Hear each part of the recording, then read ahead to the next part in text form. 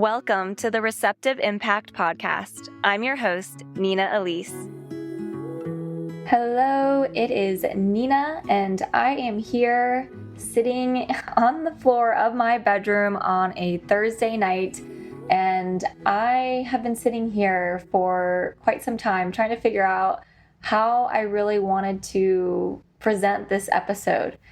This is an episode that I honestly got really emotional about creating the outline for. It's all about my trip to Mexico. It was a sabbatical that I took last year, and it was kind of like an eat, pray, love trip, quite honestly. And, you know, even a year and a half later, I'm still processing a lot of that trip and what that really meant and the impact that it had on me. And honestly, just really going through and writing down the outline, it just made me really reflect on just who I was as a person at that time period and how much I have changed and evolved in the amount of deaths that I have gone through internally and externally, and just how different my life is since then in a very beautiful way. And so I hope that you enjoy this entire episode. It's very near and dear to my heart. This is a time period of my life where I was going through some pretty major transformation, and this was basically like the beginning, the kickoff of taking a really big leap. And so to give you a little bit of context or background, in I think it was March of 2022, March or April, I lost my job. It was kind of a long time coming, and I was expecting it, but I didn't really have a plan. And around that time period, I was still kind of looking for other jobs. And there was, at one point, I had a thought that said, well, what if you just took a little bit of time off? And that kind of snowballed into, well, what if you just took some time off indefinitely without really having an end point? And that was a very scary, but also very exhilarating thought, because I've always really liked to be in control of my life, as I think anybody really likes to have certainty and safety. And so it was something that I just kind of kept sitting with for a little bit. And I had actually wanted to walk the road to Santiago in Spain back in 2020, and then everything got shut down. And so I ended up not going on that trip. And so I just felt like the universe was presenting this opportunity for me to finally take this solo trip to go and travel on my own. It was something I'd been wanting to do for a very long time. And quite honestly, when it happened, I was like, I don't want to go. I was just kind of feeling like, you know, I'm in my early to mid 30s. I just wanted to settle down, but I did not want this opportunity to pass me. And so at this time period in my life, it was a very pivotal moment, and I was feeling very lost and just not sure what to do or where to go next. And I was terrified, but like I said, I didn't want this opportunity to pass me by. So what I ended up doing was buying a one-way ticket to Mexico, and I just took the leap. I didn't have a time frame of how long I would be there or when I would be back. I was kind of looking for a place that I could call home. I never really felt like I fit in anywhere, and was going through major transition with my relationships at the time, and wasn't sure what I wanted to do with them and how I wanted to proceed. And I thought maybe this trip by myself would provide some clarity on friendships and relationships and where I wanted to live. And so what I essentially did was I picked a place to start in Mexico and said, I will start off there, and then I will just start to make decisions, and I'll talk to people and see where else I want to travel. So the way that it worked is whenever I would land in a city, I would basically stay there until intuitively it felt like, okay, it's time for me to move on, or I've seen everything that I really want to see here. So some cities I stayed in for a few days, some I stayed in for well over a month, and all of the experiences that I had, all of the cities that I visited, they were all incredibly unique and beautiful in their own special ways. And so I'm going to walk you through basically my journey through the different cities, where I went and what my experiences were and what I did, and kind of like my journey and how I started to shift and change in a lot of ways during that time period. I was in Mexico for probably 4 or 5 months. And it was incredibly transformative for me. And I didn't really understand or see it at the time. I think for most people, we don't really see ourselves. I think other people can see that more. So it's been really interesting for me to come back and reflect on this entire trip and really see how much I have changed and like how I did change during my trip. And then the year following when I did return from Mexico. So where did I go and what did I do? So my first stop, I landed in Cancun, and I had never been to Mexico before, and I was a little nervous, and I knew Spanish, but it wasn't like, I'm not like advanced in it or anything. I can get by. And so I was like, I'm going to hire a private driver to drive me to Tulum because I was not familiar with the country or any of the cities. I'd never been. And so I just wanted to play it safe on this trip. So basically I went with a suitcase, my guitar, and my laptop. And I arrived in Cancun, got taken to Tulum at an Airbnb. I stayed there for about a week and a half until I found a hotel that I really liked. And when I was in Tulum, I ended up visiting a couple of different cities like in the area and taking day trips or weekend trips to Bacalar Lagoon. That was incredibly beautiful. I ended up doing a plant medicine ceremony there, and I went to Chichen Itza, of course. How can you visit Mexico without going there? And I'm totally going to butcher this, but I went to Valladolid. It's like really difficult to pronounce. But that was something that I went and visited on my day trip to Chichen Itza. And there was also a day I rented, or a few days, I think, I rented a car and got to drive around a little bit on my own and go to different cenotes. And so when I was in Tulum, like I had absolutely no expectations. I had an Airbnb. There was a bike that I would ride around. And it was a little bit of an adjustment because it was so hot and I was really exerting a lot of energy just riding my bike around on all these dirt roads. And so the way that I work when I travel is I kind of venture out a little bit and then I get more confident and I go a little bit more and a little bit more. And I tend to attract and meet different people along the way that really help me no matter where I travel. So when I landed, I found a place called Holistica. It's this beautiful, I don't know the best way to explain it, but there's places that you can stay there. They have a vegan restaurant on site, and they have ongoing yoga classes and ceremonies and just like a smorgasbord of different classes. And you can get massages there, and they have like sweat lodges there. And these are like daily classes that are going on every single hour. And so there's just so much to do there. And it's like this secret garden with these beautiful paths. And they have a tree house and like this huge art exhibit at the end of these paths and these little like man-made cenote pools within the property. And so it's just like this really magical place. And I spent a lot of time there, quite honestly. I met a lot of people when I was there. And I'm so grateful it was so close to my Airbnb. And I ended up getting back into Ashtanga yoga and was doing that maybe like 3 to 4 times a week. And that was really helpful to ground me and provide a little bit of consistency because I wasn't working at the time. And I was it was kind of like the first time where I was like, wait, I'm not working. So what do I do with myself? And it was really helpful for me to go to places like this and do different things because then I would meet people in these different classes or when I was out to eat and people would come up and talk to me and they would invite me to different gatherings or events or ceremonies or just to meet other people. And so for me, it was just kind of like, I just went with the flow. I had no expectations. I wasn't trying to force anything. I wasn't trying to go out of my way to meet people. It was just something that happened really organically. And I ended up meeting like really, really incredible people that I still talk to today. And during this time period, I really had like a lot of space to explore different things without pressure and for fun.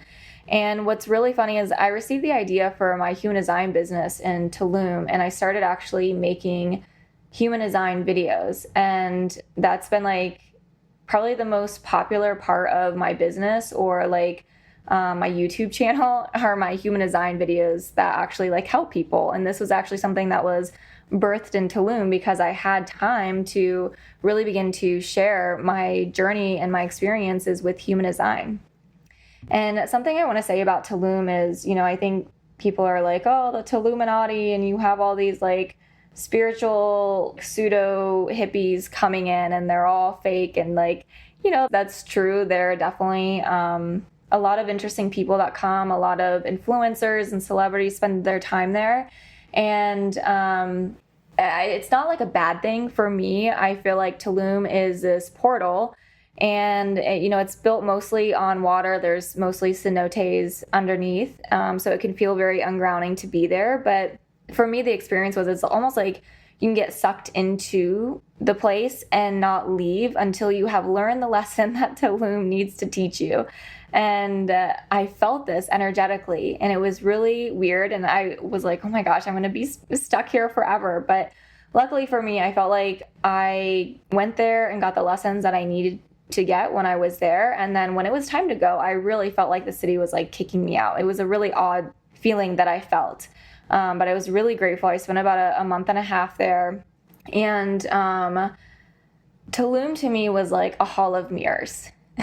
My lessons there, like I really learned how to discern when I was in Tulum. There were so many different people, so many different energies that could suck you in and trick you and manipulate you. And I met some not so great people, but I also met really pure souls there. And so for me, it was a really great place to be an observer and to not get sucked into all of these different energies that were there, because it was just like this circus of energies and people that you could choose from, and really brilliant and creative and incredible human beings. But for me, it was really teaching me to stay grounded within myself and really learn how to trust myself. And a few other things that I really enjoyed when I was there, I ended up staying at a hotel where I really got to know the owner and his family, and they were just really beautiful people. They took me to Playa del Carmen and introduced me to other people in the area. When I was there, I took Spanish classes, and I somehow went to a private concert with Naco.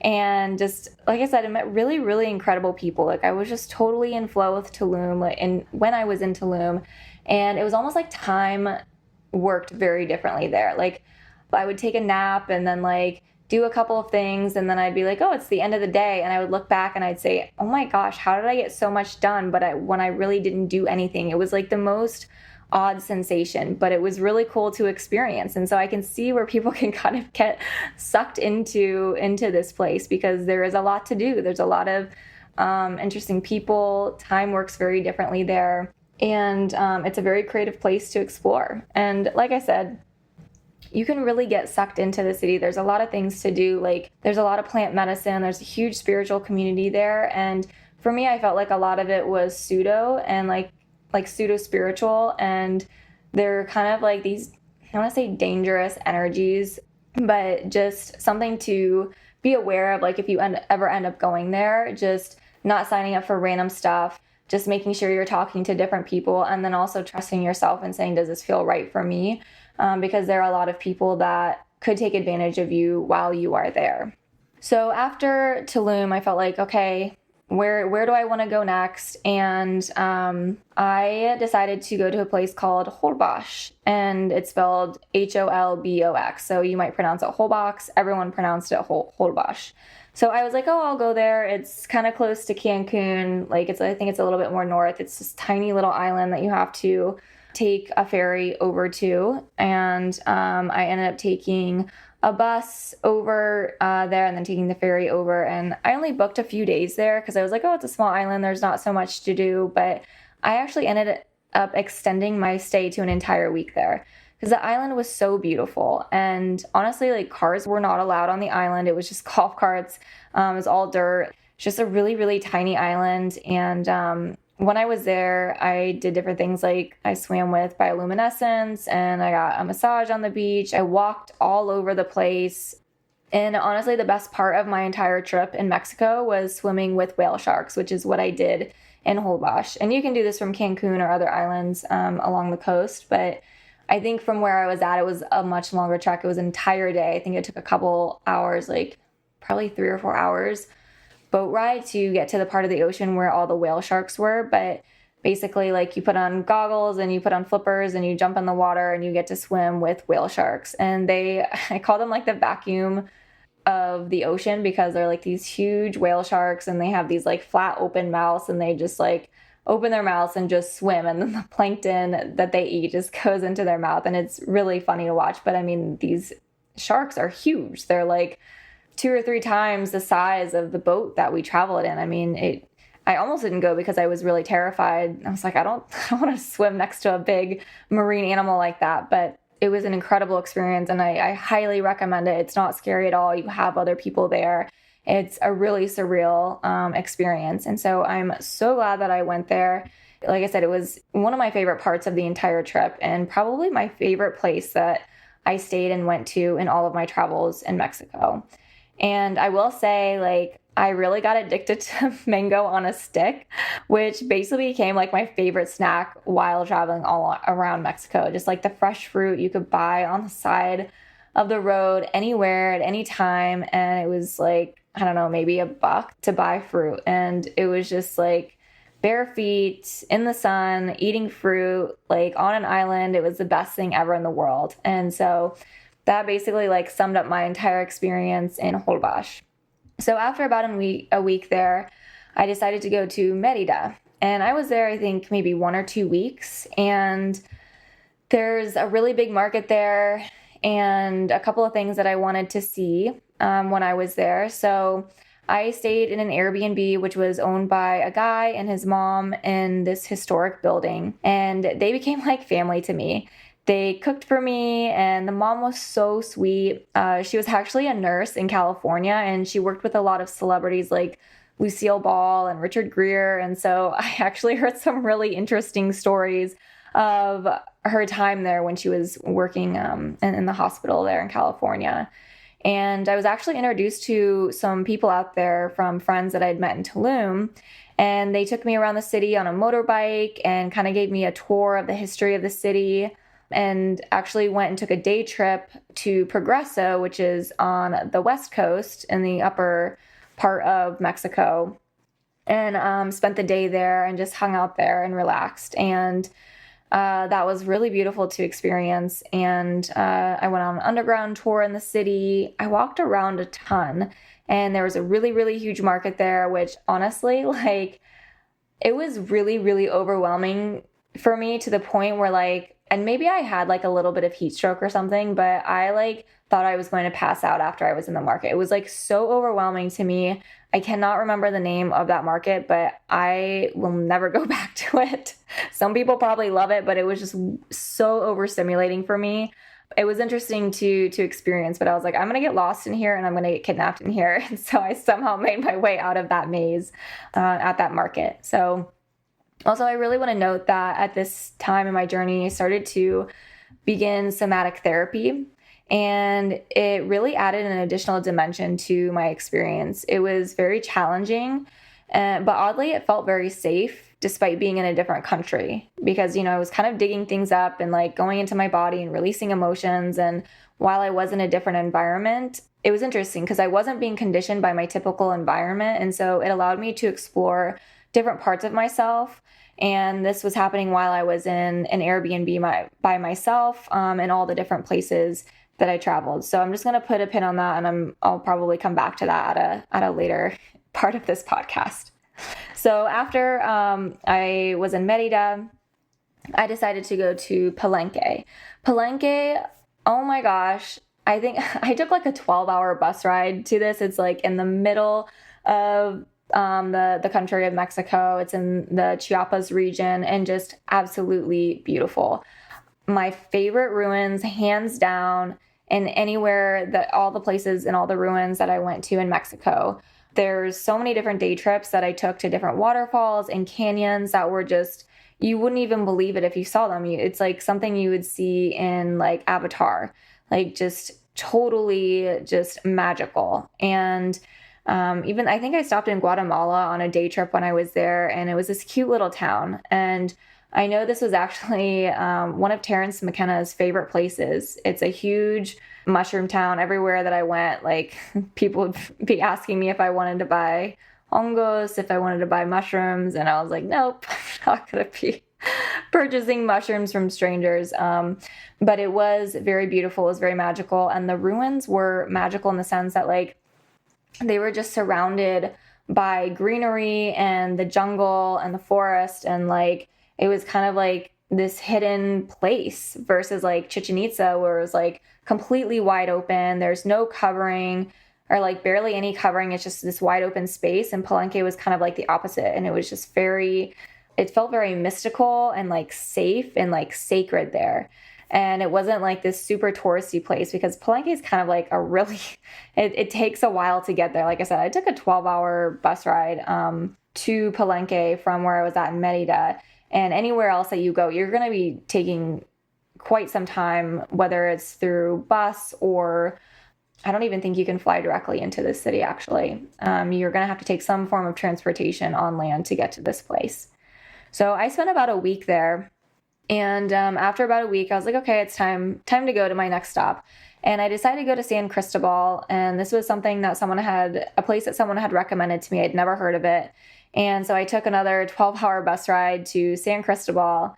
And I was sick, I think, the first week that I stayed there. So I was just staying in my Airbnb, and I had a kitchen and food from previous cities. So kind of hunkered down. The first week that I was there about a month. It was one of my favorite cities, and I honestly didn't want to leave.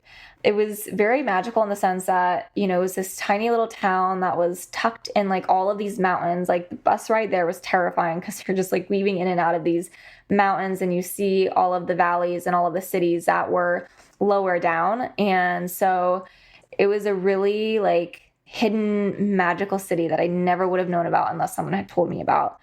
And what I really liked about the city is that in the small town, there were these stores, and they kind of reminded me of like Russian dolls in a way. Like you would see the door on the outside, but when the door opened, it was like these magical worlds existed behind the doors, like just totally unexpected from what I thought would be behind the doors. And so every day it was like so exciting to walk around and peek into the different stores and restaurants during the day and at night, because it was always different. Some places were open at night, some places were open at day. And so it was just like there was so much to see and experience. And so I really, really appreciated that about San Cristobal.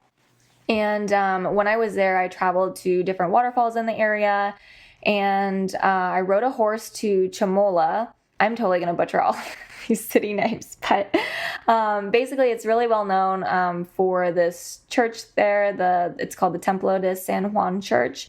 And this is where families come and they do a variety of things in order to ward off evil spirits and heal their family members. And basically when you walk in, there's dry pine needles covering the entire floor, and you can't take pictures inside the church. So I'm just going to describe this in the best way that I can. But basically, like, there are candles, like literally thousands of bare candles, like just candlesticks, and they're on the floor, they're on the tables, like everywhere. And you're like, this place is gonna freaking catch on fire. It was just a really interesting experience to walk into. And then you have the families that come in that they're trying to heal family members, or, they have their prayers or their intentions, and they come in and they bring a live chicken. And they bring Coca-Cola and they bring liquor. And what they do is they basically sacrifice a chicken in the church, and then they drink Coca-Cola and liquor, and it helps, like, it's supposed to like get rid of the evil spirits, and then the burps like help like in that process, which is why they drink Coca-Cola. And you have like kids down to like 2 years old, and they're like taking these shots of liquor and drinking Coca-Cola. It was really interesting to observe their tradition and be a part of that. And I felt really, really honored and special that I could witness that and just see what that culture was like. And so I highly recommend traveling there if you're in the area. And so, yeah, like I said, I took a lot of day tours and ate at a lot of different restaurants. I practiced Spanish. I took Spanish lessons when I was in Tulum and was practicing on my own, and then found actually people in the area that I could practice Spanish with and just have like practice conversational Spanish with. And there was one day where I was just like walking around the different markets, and this guy, I think he was from Brazil, this like older guy, who's probably in his 50s or 60s. And he's a solo traveler, and he just randomly started walking next to me. It was kind of starting to rain, and we just started talking, and it was just like we just kind of clicked, and we walked around, and he helped me buy some things, and then we went and grabbed some food, and he introduced me to a couple other people, and I ended up going to like this movie night in this cute little vegan restaurant, and they made us like this 3 or 4 course meal at that restaurant. We watched, I think it was like these Argentinian films, and it's just like these little things would happen where I would just randomly meet people. Or like one night I was sitting at a restaurant and someone came over and started talking to me, and then we ended up hanging out that night and going to some like random art exhibit at a hostel that was, I'm not even gonna really talk about what happened at that exhibit. It was really interesting and different. And after that, like I ended up playing the guitar for like an hour or so on a rooftop. Like just, it was really beautiful. Just the unexpected experiences that happened when I was on this trip. It really helped me to learn how to trust myself and to surrender with each moment. And I felt very supported. I felt very safe in all of the cities that I traveled with. And every place that I went, every city that I went, I always met like the most beautiful, like pure-hearted people. And I felt like so protected in my entire trip. And I think that honestly, people are like, you know, oh, Mexico is so dangerous and you're traveling by yourself. And I never felt unsafe my entire travels. And my family would be texting me and they're like, oh, the cartel is here. And I'm like, I'm safe. I'm okay. So after San Cristobal, after about a month, I was like, okay, it's time to go. And I was going to go to another city. But at this point, I'm a couple months in and I was like, I'm getting a little bit tired of living out of a suitcase, just living in a country where I didn't really speak the language, that great, but still wanting to complete a couple of things off of my bucket list. And so the plan was to go to a Spanish immersion before I left. And thinking about this now, I probably should have started my trip with this. But it was still like a beautiful experience. So I decided to fly into Mexico City. So I stayed there for a few days and I explored the city. It kind of reminded me of like New York City in a way, but like the Mexican version. It was dirty.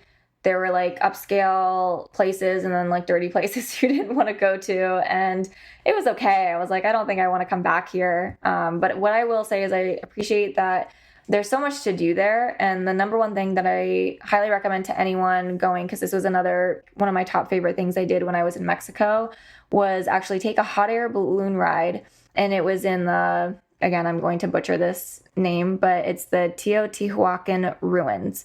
And so basically I got up at like 3 or 4 in the morning, took a ride out there and got to ride in a hot air balloon as the sun was rising over these ruins. It was just incredible and life-changing. And I'm not gonna lie, I did have a small panic attack, but funnily enough, I was in a basket with a bunch of pilots from like Sweden and Norway and like different parts of the country. And they calmed me down. I was like, I need to be in the middle of the basket. I can't be near the edge part right now.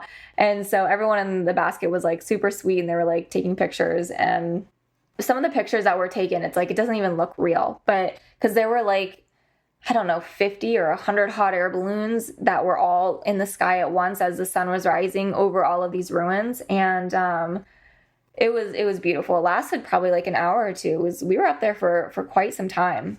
And then when we landed, we all drank champagne at the end and we got to walk around the ruins. And I actually really enjoyed these ruins. They were very different than other ones that I went to. And somehow it felt oddly familiar. Like maybe like I had like a past life there or something. Maybe that sounds silly, but there was just something that I was like, wow, this feels like home or like comfortable to me. And I've never really felt like that before. So it was interesting to walk around and like feel that energy in that space. So after Mexico City, I ended up going to Cuernavaca, which is about an hour or two south of Mexico City. And I decided to do a Spanish immersion. I was just going to go week by week and see how I liked it. And so basically, I took all-day Spanish classes for 2 to 3 weeks. And the first week, it was like a group class. And then basically everyone went back to school. I think it was like August or September when I was here. And so it was just me. I ended up getting like private Spanish lessons when I was there for the price of like being in a group. So that was really cool. I got a lot of one-on-one attention. So we basically had class in the morning and we would take a break at lunch and I'd walk to the Walmart or to like a restaurant nearby and get a smoothie or something. And then I would have classes in the afternoon. So it was actually a very, very long day. And I am not typically a morning person. So for me, having to get up and like go to these classes was really difficult and challenging for me, but I was able to adjust. And the immersion part of this was I stayed with a host who was so lovely and so sweet. And she was like, invited me into her family, and I had my own room. And she would cook dinner for me every single night, and they would have the telenova on, and someone would come and teach like meditation classes in Spanish at her house, which I loved. It was really cool to experience that. I actually taught a yoga class to my host in Spanish, so I got to practice with her a lot. Like everything was in Spanish, like no one spoke English. And so it was a really interesting experience to be immersed in like the culture like that, because quite honestly, I normally live my life in a complete opposite way, where I'm a night owl and I eat dinner really late. And I think they had trouble understanding that, because they ate bigger meals during the morning and the afternoon, and then they ate really late, and they ate an early dinner around maybe like 3 or 4. And I'm like, yeah, I don't eat until like 9 o'clock at night. And they're like, what? And I don't normally eat like a really big breakfast, but I felt like I had to. So it was difficult and challenging for me to really make that adjustment when I was there. And like that language barrier was really tough, because even though my host had been hosting families for I don't know how many years, she didn't know any English. And so kind of like it helped with the like experience of being in an immersion, but I felt really like it really helped me improve my Spanish because of that. I was like forced to look things up, and I was forced to learn Spanish versus like talking in English instead. So when I was there, I actually took a day trip to Tepoztlan. Oh my, I totally butchered that. I'm so sorry. But it had the cutest market, one of my favorite ones that I went to the entire time I was in Mexico. And I hiked almost all of the way up to the Teotihuacán pyramid. I'm so sorry, guys. Please, like, forgive me for butchering these names. But unfortunately, the top part was closed, but it was still like a pretty tough hike up there. It was kind of raining when I was walking up there, but it was so, so beautiful.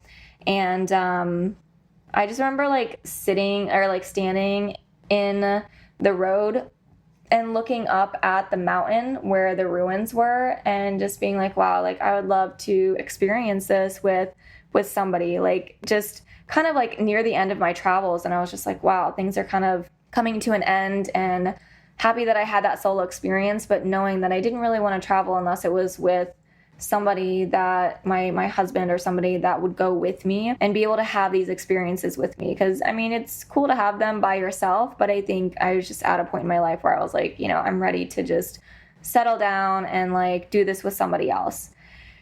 So another thing that I experienced when I was in Cuernavaca was I experienced my first Mexican birthday party. So my host, I think she turned 60.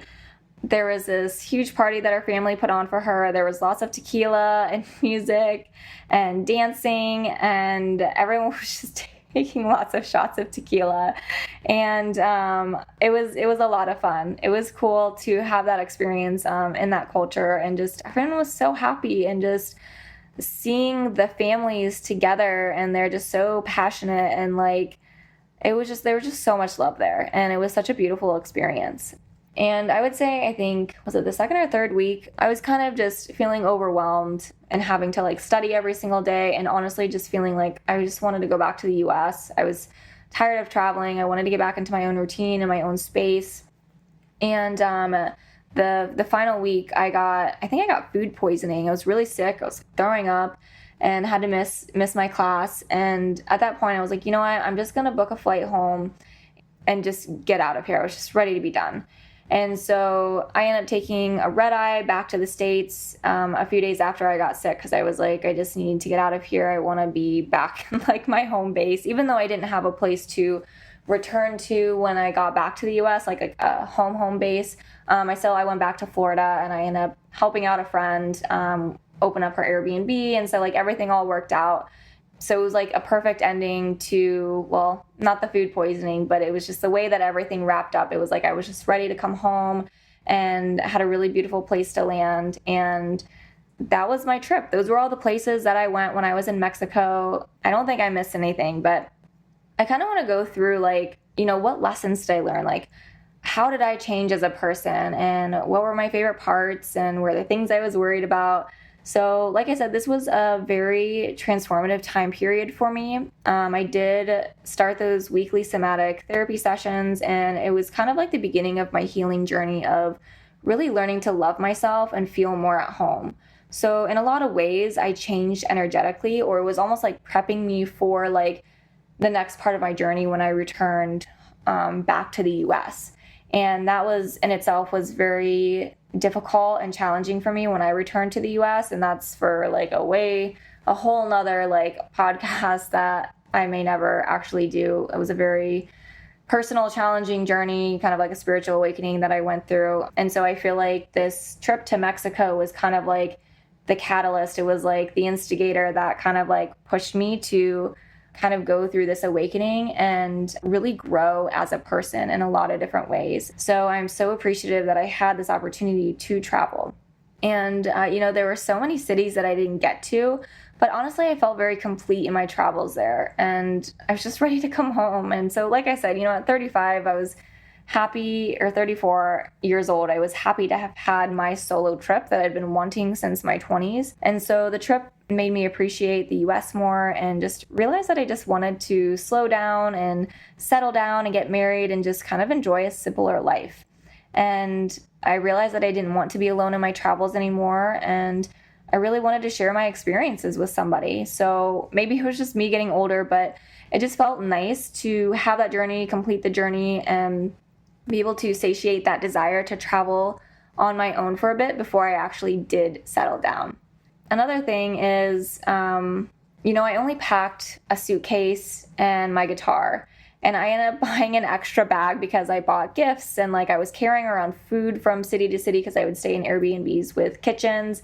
And, that got a little bit difficult or challenging at the end because I was lugging around it seemed like so much luggage.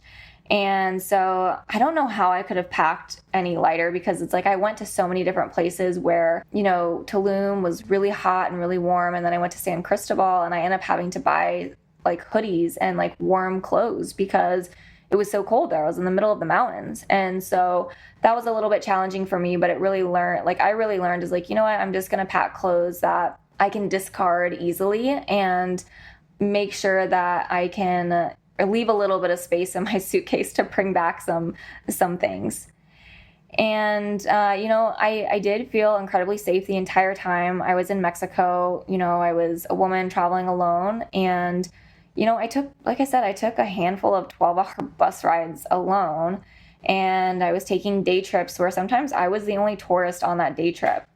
And I rarely drank. And if I did, maybe a few times it was just a glass of wine and I was with people that I trusted, or it was right by my Airbnb. And so I think it's you just need to be smart about traveling, what you're doing, and just be aware of your surroundings. And everywhere I traveled, it was people would tell me don't go to this place or avoid this area because it is pretty easy to ride your bike through areas that aren't so good, which I actually did a few times in Tulum, but it was during the day. And I was okay, I'm taking a mental note not to use Google Maps to return this way to my Airbnb. So, I think when you explore during the day, it's a little bit easier too. But again, just being really smart about traveling. And I didn't really have any issues at all. And, people were so nice and so helpful.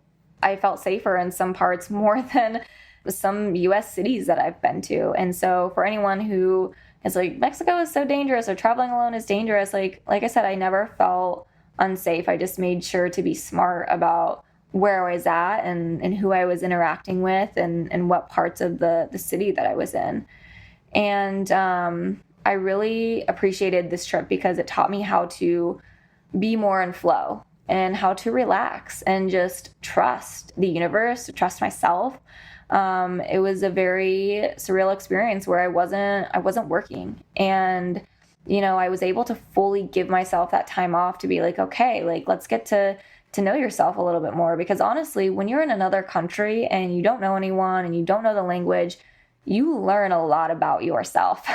And the fact that you're in a different environment, it's you're not being triggered by a familiar environment that causes you to act in your normal, comfortable ways. You're forced to do things in a different way. You surprise yourself in the way that you react and behave and how you do things. And so I really, really learned a lot about myself when I was traveling, and like how I can react to things, or like if things got hard, like what did I do in those situations? Or when things were really great, like where did my mind go, or what were the things that I did? And so I really got closer to myself when I was traveling in that way. And I learned how to really trust myself in a deeper way. I've traveled solo in different countries before, so this wasn't my first rodeo, but it is still a little terrifying when you don't speak the language and you've never been there before, so you're not really familiar with it. So for me, it was a lot of like venturing out a little bit at a time until I would feel comfortable. And then I just eventually felt really, really confident in most places that I stayed in. And, would I do it again? In Mexico, honestly, I would go back to visit some of the people that I met and the places that I went to, but I don't really feel the need to do it again. It was an incredible experience. And while every town was unique and special in their own way, after a while, they all kind of started to seem the same to me. Like there were markets, there were touristy spots and things like that. You're going to have your unique, special experiences in different places with different people. But I felt like any other city that I went to in Mexico would be similar in that, like energetically. And so I don't necessarily feel the need to return, but also at the same time, I was also feeling burnout from living out of a suitcase and was ready to come home after 5 months. So some people may really, really love that, and they love being the nomad and living on the road like that. But, I really learned that about myself. I thought it was something that would be exciting and fun, but I was like, no, this really taught me that I wanted to settle down and have a home base. So, wow. Okay. I believe that is it. This is the first time I've ever really talked about my trip in its entirety to anyone like this before. It was very transformative and beautiful, and I will always remember this time period of my life because it was the first leap of many, many big leaps that I began to take in my life, and the beginning of my journey back home to getting to really know and love myself. And I'm sure there are so many more things that I could go into more detail. I've shared a lot of different places and things that I've done. So if there are any questions, I'm happy to share in more detail, or places that I went. If you're planning on going to Mexico, I'd love to share all of this. So you can shoot me an email at hello@nina-elise.com. And if you enjoyed this episode, feel free to share with anyone who may be interested in traveling around Mexico. It's such a beautiful country, and I highly recommend traveling to different parts. It's different and bright, and people are so incredibly nice there, and it has been one of my favorite countries that I have traveled to. Again, that is all that I have to say, and I will talk to you all in the next episode. Bye!